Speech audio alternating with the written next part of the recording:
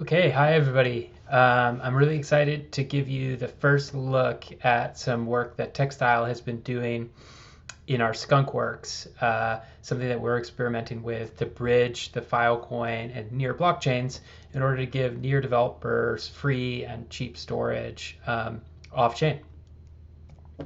So maybe you're familiar with Textile already. If not, I definitely recommend going to the Textile.io GitHub organization and checking out some of our other projects. We've been working on in the Filecoin and IPFS space for a long time, and so you'll find a lot of different projects that we've built there to help developers just like yourself use these resources in new and interesting ways. Today I'm going to share with you this work that we've been doing around bridging these two networks. This is really an early look. It's not something that we were quite ready to share with everybody, but we thought this event would be a great venue to find collaborators, possibly like yourself, to come and try the things early with us and get us some feedback so that when we take it to mainnet, it'll be really awesome and work in your projects immediately. We're moving really fast, so mainnet's coming very quickly, and so we'd love your collaboration as soon as possible, really. If you get nothing else from this talk, definitely go check out the website I'll show you in a second and see if you might be able to use this for storage in your project. Maybe I thought it would be neat, just in case you don't make it the whole duration of the talk, I'd just show you the really exciting thing up front. And that's really, I'm just going to show you how using our new library, you'd be able to make use of off-chain storage in your application, any application in Near. So just like any dApp, the first thing that's going to happen is the dApp itself is going to ask for wallet permission to interact with the user. So here Carson has logged into this dApp. The next thing is the dApp is going to lock funds. In this case, it's asking the user, but really the dApp could do it directly and skip this step. And I'll talk about what this is doing in a second. And then finally, once the user is in the dApp and the dApp has locked funds, the user now has a place that they can push data to. And you'll see they can do this right away. They get an IPFS hash back, and they can both check the status of this data as it moves to Filecoin and also use this data immediately on IPFS. There's nothing else needed from the dApp or the user at this point. So this is really cool. It's meant to be very seamless. I'll get into it in a second, but there were no API keys, no accounts set up, nothing. This should work in any dApp for any user today. So we'll come back to that demo and I'll kind of walk through it more slowly. But this is really special because, like I mentioned already, there are no API keys, there's no user accounts. It should work for any Near wallet account owner or wallet owner. And it should work for any Near application. So whatever you're building, if it needs to store data off-chain, this could be a really useful resource for you. I thought maybe it'd be helpful just to give some context for how things are working, to talk about how things work to store data actually on the Near blockchain. So if you're building a dApp already or any kind of smart contract already, you've probably already read this documentation, but just as review, Near works with storage staking. So when you want to put data into a smart contract, or when you want to put any data on the blockchain, so even when you launch your smart contract initially, there's the blockchain is going to charge you a small amount of Near in order to store data. So that small amount adds up to about 1 Near token per 100 kilobytes of data. And so it's really good at storing small pieces of metadata and really bad for storing large amounts of data. So about 1,000 Near per gigabyte, and not about, it is 1,000 Near per gigabyte. So $4,000, maybe a little less today. I hope everybody's being safe out there, but a little less today. But 4,000 gigabytes, $4,000 per gigabyte. So anyway you cut it, you can see it's not really meant to be doing raw data storage on the network. And most blockchains are this way. So the TLDR is you don't want to do that. And so the convention on Near, on Ethereum, on a lot of other blockchains has been to use an IPFS-based solution. And this works really well. And so if you're not familiar with IPFS, I thought I'd just fill in a couple of the main details for why it works really well. And one of the key pieces is the way that IPFS addresses data. And so IPFS, when you're addressing data, uses content addressable data, so content IDs, CIDs. And you'll see this come up later in the talk. And so what's happened is when people are writing smart contracts, they typically only record the CID, this short little piece of information, as a key to data that's actually stored off of the blockchain. And this works amazing because any application or any other smart contract can reference that same data. And this address is actually self-verifiable. And so then when your application goes to get that data off of the IPFS network, it can know that the data actually matches the data that was referenced in the smart contract. And these sort of basic properties make it a really great solution for doing this. But the problem with IPFS is it's not really designed to do persistence. It is designed to do persistence for one particular entity or one particular user or one particular organization running their own IPFS node. It's not great at organizing anybody on the network to store your data. And so you can often think of the network itself, the IPFS network itself, like a goldfish. It doesn't have a very strong memory. But there are solutions to this even, and typically it involves either a project. So if you're writing an application on Near, for example, maybe you run your own IPFS infrastructure, or maybe you use pinning services, for example, so just outsourcing that infrastructure. And when you do either of those, it means that you're adding a step into your application that's going to require some secrets.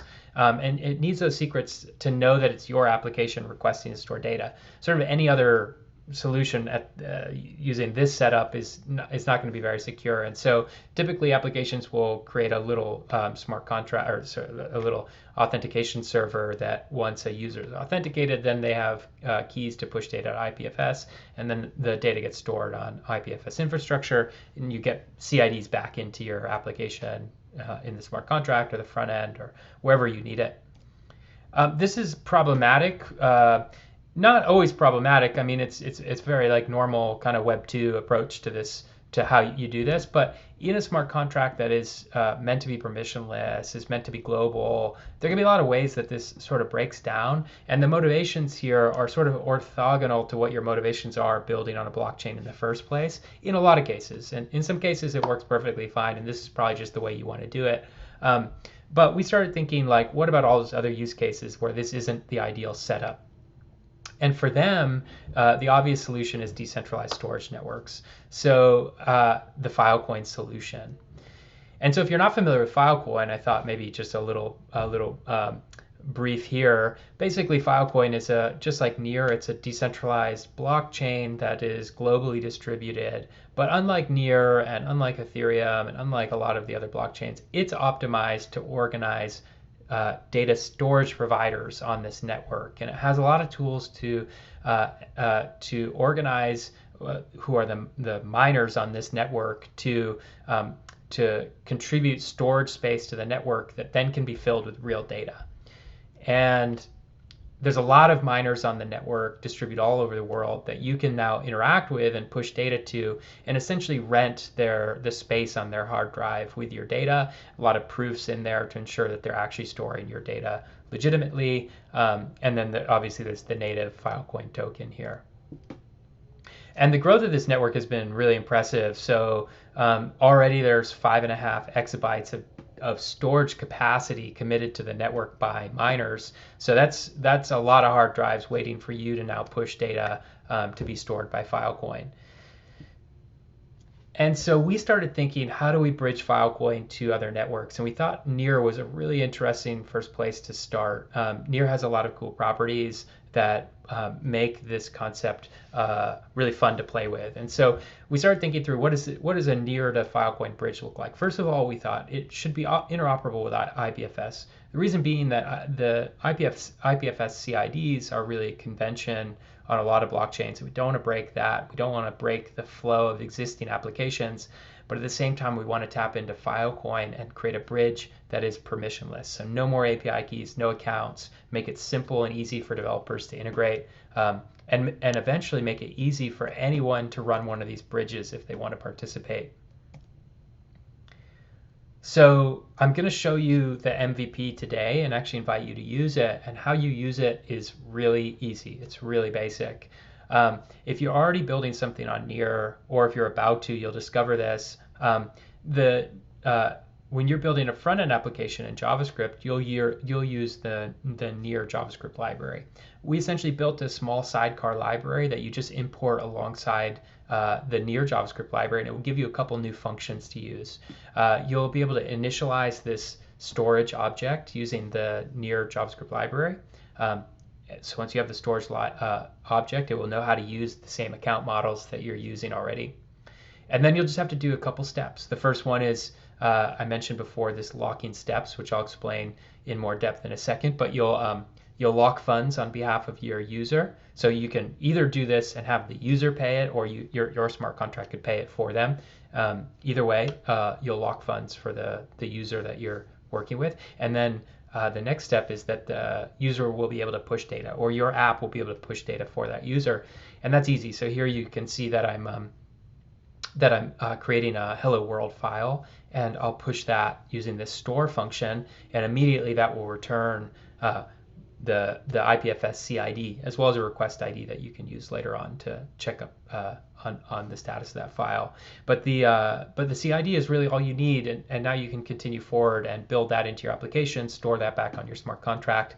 That's your data key. Okay, so now let's go back to the demo. I'm going to walk through kind of each step here and break down what's happening, so you can think about this if you're building a browser-based application and you want to include storage. So just like any application you would write in the Near ecosystem, you're going to be importing the Near JavaScript library to do wallet authorization, transfers, those sorts of things. And so this dApp is no different. And the first thing we're going to do is the dApp itself is going to ask to access the user's wallet. So I'll just go ahead and allow that. And the dApp detects, obviously that the user has done that, and now it opens up some other options here. The first thing is that the user is going to need to deposit funds, and so this is the lock funds mechanism, where the user is locking their own funds in order to start uploading data, and they'll lock funds with the provider. We actually provide this JavaScript library. It runs as a sidecar to Near, and so it behind the scenes can do all the provider selection and everything sort of automatically for you. And then here, when the user goes to deposit, again, just a reminder, you don't have to make the user do it. Your application could do it on their behalf, and they could just start uploading without this extra step. But here, just showing you what happens. So now the user goes ahead and locks some funds with a provider. On testnet, it's just one Near. In the future on mainnet, this would be a much more intentional amount of Near that would be locked.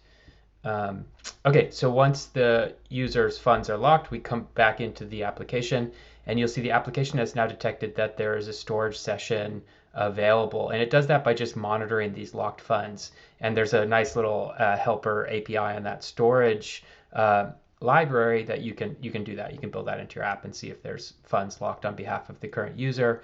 So next step, the user can just select some data that they want to upload. And so your application can do this a lot of different ways, and then they'll click upload.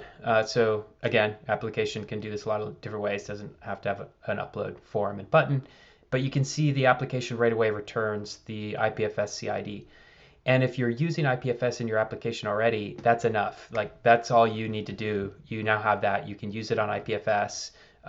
The provider behind the scenes now independently will go off and turn this into a Filecoin deal. And you can see you can actually check the status of this request at any time.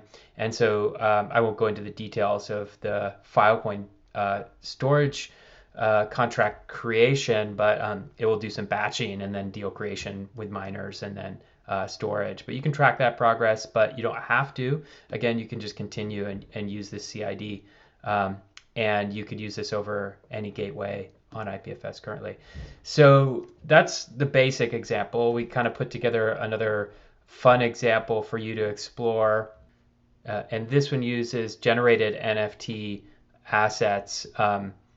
And there's no NFT logic in this demo. It's really just showing you how assets created by the user could actually be stored for them to access and actually own that storage contract on the external network. So again, first step that this application needs you to do is connect it to your wallet. So I'll go ahead and do that. And then you can see it's generating some NFT here based on simple rules, and you can let the user play around with those, and click through some of these and make one of the common ones. And then we want to go ahead and mint this, and so the user is going to go and mint it. And so this when the user is pushing data, they need to actually create this self-signed token, and the only way to do that is interact with their wallet. Those tokens are they live for 30 minutes or a longer period of time. We'll add that to the documentation actually as we change it. But you can assume these live for a long enough time for you to upload data. So they'll only need to do this once, but you'll see when they go to upload their data, they're going to need to create this signature, which is there's no cost to it. It's really they're just signing a message with their private key, and so to do that they need to interact with their wallet. So they've signed it, and now it's fired off and it's sent. And so you can see that there's a bunch that are waiting to be stored on Filecoin, and then they'll show up here. So yeah, that's a little bit more of a fun example and something for you to play with. So now let's jump back into a couple more slides. Okay, so now that your data is available on the IPFS cache and moving to Filecoin, one cool thing that happens is when the Filecoin storage deal is live on Filecoin, the metadata for that deal is actually written back to the blockchain, to the near blockchain. So you can build applications that do all sorts of things with this metadata, which is really, really interesting. We're kind of excited about this capability. It has some scaling issues, so in the future there'll probably be a track that you just pay more to get access to on-chain reporting that will offset the storage cost there, and that will help prioritize projects that really need the on-chain reporting and those that just want easy, flexible, decentralized storage. But so this is available for you to play with already on the testnet. And so if you want to start playing with it, those instructions to use the JavaScript library and some more detailed overviews are available on near.storage. And so you can go over there and check that out today and start playing with it. Everything here is in flux. So even the smart contracts that we have on testnet are going to change their location as soon as this week. And so pay attention here for those changes. And then also we're available on the Near Discord, and on there's a Slack. Our team Slack is linked to on this page. So if you want to get a hold of us, you can find us in either of those places. Now, for those of you that are more familiar with development on Near, I thought it might be interesting to start digging into how the chain works itself. But before that, I just wanted to highlight a couple of really cool things that you can already think about building with this bridge. And so the first one is obviously NFTs and how they manage their storage today. Right now, the actual ownership of NFTs versus who maintains the storage of those NFTs is pretty decoupled. But with this bridge, it actually allows you to build NFTs directly in native Near that can reference the storage contract that's taking care of them, and actually let the new owners of NFTs maintain that storage as it's going forward, which is a really cool thing to think about. The other is obviously DAOs. So decentralized organizations, we think, could have all sorts of uses for owning the data and actually tracking these storage contracts as data changes over time. And then obviously what I already showed you in the demo is any dApp can tap into this like a hard drive directly in the dApp that the user controls, that the smart contract controls, that actually is able to do cool things in a permissionless way. And so really excited to see what hackathon participants might come up with here. We're really interested in collaborating with you and just kind of iterating quickly and building something really useful. So now, how does it work? I'm just going to dig into how we're thinking about designing these smart contracts. Some of this is obviously ahead of where we actually are in development. I think we can go a long way with our MVP, and I'll point out to you some differences between it and kind of where we're going with the design as we finalize things. But the Filecoin bridge is really actually a collection of a few different things. So first is the bridge smart contract where governance happens. So the first thing that happens in your dApp or as a user is that JavaScript library is going to go and find a bridge provider. And it does that by hitting the governance smart contract. And the government smart contract in the future will give a few different ways that you can parse and find the right provider for your application. But right now, there's only one provider, obviously, just Textile. So it's going to go and find our provider every time. But the next thing it's going to do is you're going to do that lock funds step, and you lock funds actually on behalf of the provider that you're trying to connect to, and that's important because in the future we imagine that these locked funds will be how providers are actually incentivized to give this bridging service. For now, though, we're giving all the funds back to the original depositor, and we'll come back to that in a second. But once the user has locked funds for that specific provider, they can actually just start pushing bytes. So when a user pushes bytes, they push it to the provider's endpoint, and the provider is going to do a few different things. The first thing the provider is going to do is it's going to verify that the user that pushed the bytes is really who they say they are. And it does that through a library that we've been developing to do self-signed tokens from near-based wallets. And so basically the owner of the wallet, the user, will prove that they own that public wallet address by creating a self-signed token.